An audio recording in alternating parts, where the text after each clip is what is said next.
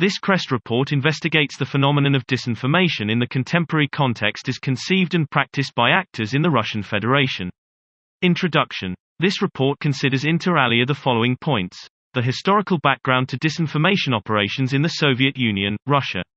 How disinformation complements external diplomacy and is woven into strategic narratives promoted by the Russian state.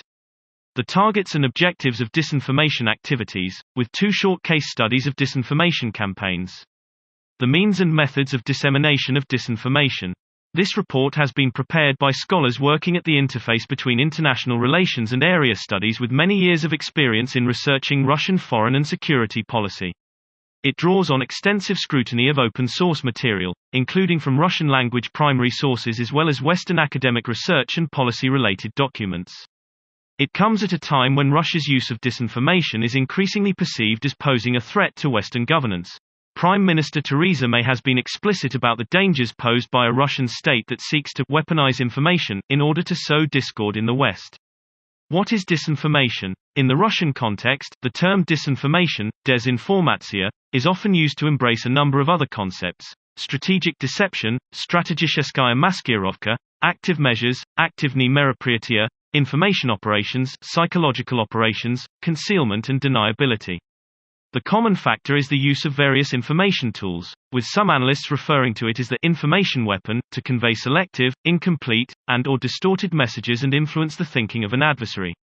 Disinformation is often woven into traditional diplomacy, soft power, in the form of trade and cultural links, or the promotion of strategic narratives by official sources which act as a force multiplier in shaping the views of target audiences. It may also be aimed at undermining the credibility or confidence of perceived adversaries by disrupting their own narratives, sowing confusion and mistrust, and, according to some studies, fostering networks of influence, political, business, security, media, that seek to undermine state cohesion or even achieve state capture. Disinformation activities can be difficult to trace. Carefully selected ideas and opinions may be interwoven with factual narratives, making it difficult to assess the veracity of open-source empirical information. It can be particularly problematic to assess to what extent disinformation influences target audiences. Relatively little research has been done on establishing a conceptual and methodological framework that takes account of aims and future likely evolution of what has become known as information warfare. The evolution of active measures. The use of propaganda as a weapon in political conflict emerged in the early Soviet period. During the Cold War, it was also employed by Western states in response to the perceived Soviet threat. Disinformation, as understood today, can be traced back to the later stages of the Cold War period. It was used to refer to the intentional promotion of false, incomplete, or misleading information, often in combination with factual information, in order to deceive, misinform, and/or mislead the target. This included actions to convey and/or deny selected information and indicators to foreign audiences to influence their emotions, motives, and objective reasoning. This later became known as active measures, involving certain overt and covert techniques for influencing events and behavior in, and the actions of, foreign countries in a number of ways. Influencing the policies of another government. Undermining confidence in its leaders and institutions. Disrupting relations between other nations. Discrediting and weakening governmental and non-governmental opponents. Overt and covert propaganda is deployed to influence audiences, with messaging disseminated as part of wider disinformation campaigns. Active measures use an adversary's existing weaknesses against himself by amplifying pre-existing discord. Soviet active measures were targeted at political leaders, opinion makers, the media, business leaders, and the general public of Western countries through the deliberate dissemination of false or misleading information in the media, leaking stolen or forged documents, promoting disruptive political movements and engaging experts to influence policy in line with Soviet interests. Russian disinformation and active measures today appear to be a continuation of Soviet-era practices. Disinformation and Russie as strategic narratives. Strategic narratives, defined as a form of communication through which political actors attempt to give meaning to the past, present and future in order to underpin broader political objectives, can shape behavior domestically and internationally by structuring thought and action. They work simultaneously at multiple points on a spectrum of persuasion. They contribute to persuading rational actors to behave in a particular way or structure perceptions of the international environment, the identity of actors, and the meaning of the system. The concept also recognizes that communication in international affairs is often a matter of contestation, not just benign attraction. Sovereign countries able to influence discourse among states may thus occupy a privileged position in deciding the rules and norms within international society. Unlike Soviet propaganda, Russian narratives have little genuine ideological content. At the same time, a more salient feature of Russia's strategic narrative since the onset of the Ukraine conflict has been an increasing anti-Western, and particularly anti-American, discourse. Relations with the West are portrayed as a competitive struggle, konkurentная борьба, with Russia as one of the emerging powers which are challenging Western hegemony in the international system and the obstruction of Russia's legitimate interests. Russian strategic narratives aim to promote or defend certain legal norms within a pluralist international order. The information struggle is a key part of this confrontation. Objectives of disinformation: targeting the adversary. As practiced today by the Russian state, disinformation often purveys multiple versions of reality via a combination of official untruths or partial truths that are often mutually contradictory and via the omission of crucial facts.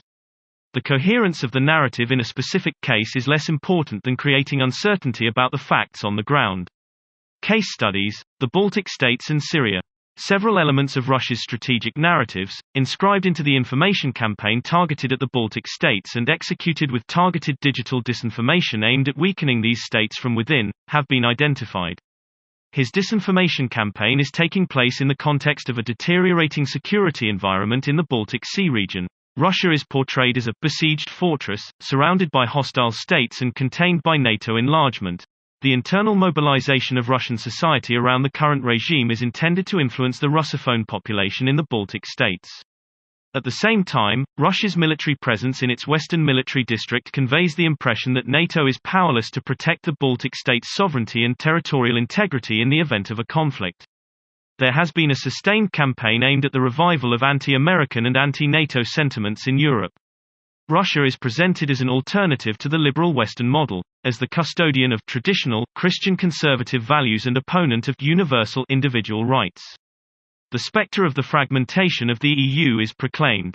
The Baltic states' historical ties with Russia as their liberator from Nazism are emphasized in information campaigns claiming that there are still fascist elements there. CF demonstrations orchestrated by Russian actors over the removal of the Bronze Soldier in Tallinn in 2007. Which involved an information campaign targeted at Russophone citizens of Estonia. Disinformation surrounding Russia's intervention in the Syria conflict differ from those used in its neighborhood and has a wider international resonance. Moscow pursues a sustained strategy of deflecting attention from Assad's campaign while delegitimizing Western political and military actions. Russia is fighting international terrorism in Syria, supporting the legitimate authorities in the shape of the Assad regime against the terrorist opposition, thereby helping to sustain Syria's sovereignty and maintain regional stability.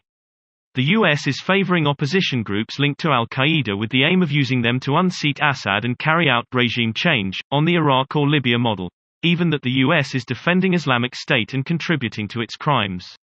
Reports that Russia's indiscriminate airstrikes have led to civilian casualties have been routinely dismissed as fake news. Russian officials represent the residents of opposition-held areas as combatants and thus legitimate military targets, blurring the distinction between extremist Islamist forces and other opposition groups, and attack the credibility of witnesses who provide evidence of attacks against civilians, for example, international bodies such as Amnesty International and Human Rights Watch, or the aid organization Syria Civil Defense, otherwise known as the White Helmets. The West itself is accused by officials of using fake news, lies and dirt. From minor fantasies to the global manipulation of public opinion. Zakharova, 2017. In attempting to discredit the actions of the Syrian regime, including over the use of chemical weapons. At the same time, the necessity of Russia's cooperation with the Western powers to develop a shared understanding on coordinating counter-terrorism efforts, expanding humanitarian access and strengthening the ceasefire has been emphasized, thereby reinforcing the image of Russia as a constructive international actor and demonstrating Russia's influence as an equal among a concert of powers managing global security. Dissemination of disinformation. Russia has attempted to establish an integrated foreign language broadcasting service, targeted at Western audiences and operating according to Western standards, in the form of RT, formerly Russia Today, and Sputnik.